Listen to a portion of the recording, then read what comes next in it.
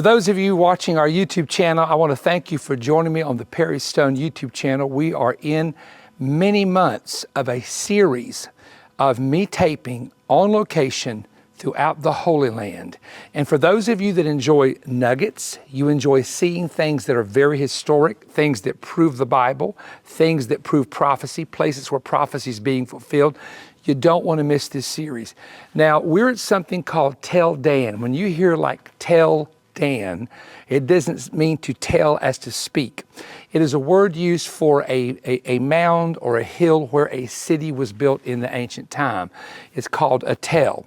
And so this is a gate. What you're about to see is probably the oldest gate in the world that continues to exist, that goes all the way back to the time of Abraham. And when we look at this gate, we see several things. We see, first of all, there are stone steps. These are natural stone steps. They're not cut, that are brought in from the land, and they're laid out and leveled going up a hill. You can see that those are original steps. But the gate itself, if you'll look up there at the top, and they have it protected, because if they didn't protect it, eventually the elements would get to it. But you see these bricks. Now, one of those bricks at one point had rolled off of that wall down here at the bottom, and we were actually able to hold it and look at it many years ago. And so these are bricks that were made out of not chiseled stones, but they're made out of actually mud.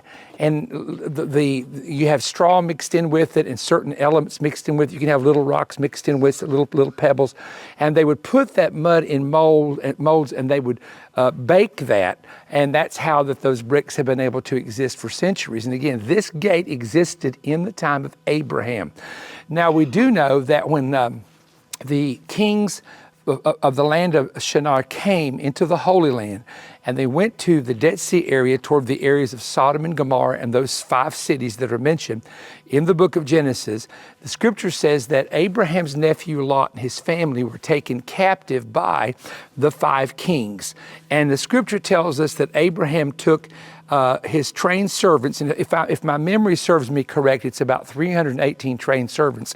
And he took those servants and chased those kings and was able to recapture Lot and the men and the people of Sodom and all the goods that those kings had taken.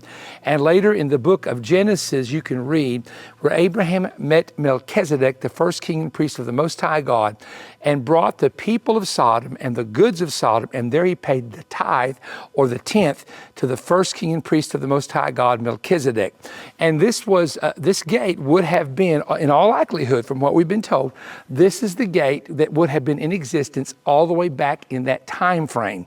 And one of the things that I'm impressed with when I see it, especially that brick that fell off the wall that we actually were able to pick up and look at and take pictures of years ago, is it reminded me so much of the story that you read about in the book of Exodus, where the Pharaoh had the children of Israel building treasure cities, and the children of Israel were to bake bricks, and they used mud and they used straw. And of course, Pharaoh became angry when Moses showed up and said, let them collect their own straw. In other words, they actually, people collected straw and brought it, and they were trying to tell them, actually, they were adding burdens to the children of Israel, because some of the people did not like the fact that Moses came up and they said, Moses, now that you're here and you're demanding Pharaoh to let us go, we're his servants, you've made it hard on us. And you read that story in Exodus about the bricks with the straw that were baked that were used in early days. So this is an actual example of something very, very similar to what you would read there in the book of Exodus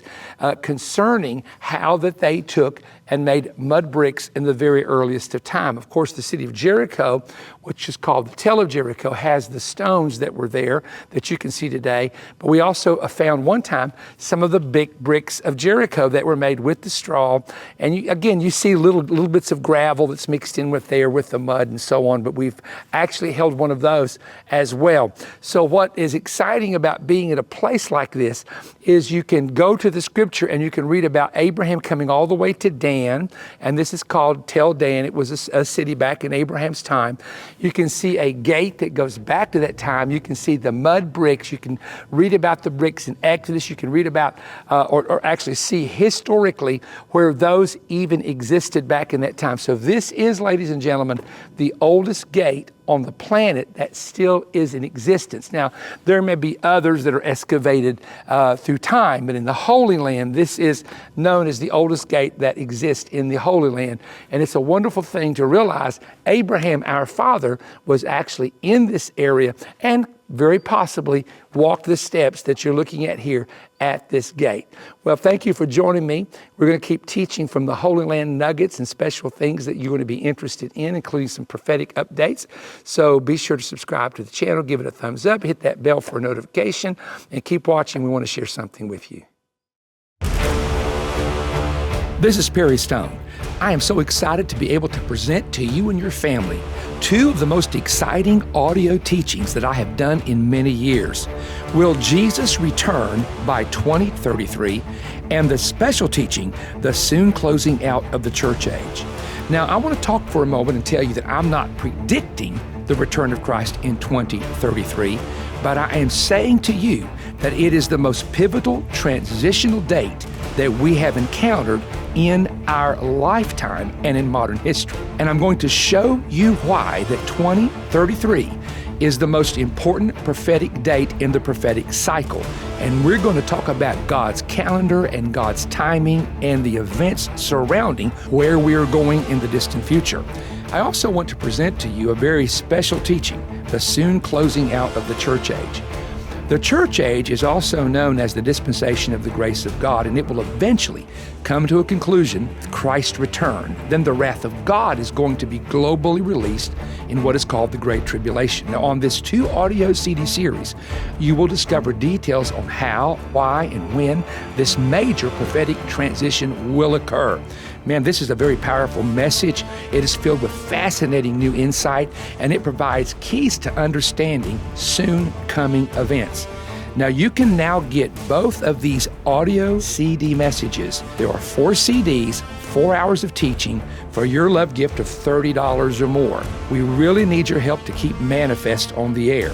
The way that you order this special teaching is by going to perrystone.org and ordering online, or call 1-888-21-BREAD toll-free and order that way. Or you can also write me at Perry Stone, P.O. Box 3595, Cleveland, Tennessee 37320. Now, when you call or write, you have to request offer number PR-138, and it is the special brand new prophecy updates. We're hoping to hear from you, and we just pray that God will continue to bless you. If you enjoyed this YouTube content, there's an important website you should know about, perrystone.org. Perrystone.org is an essential resource for the latest books, audiovisual presentations, and digital products from Perry Stone Ministries, resources that cover the same kinds of topics discussed in the program you just watched. Stop in and see all that's available at perrystone.org.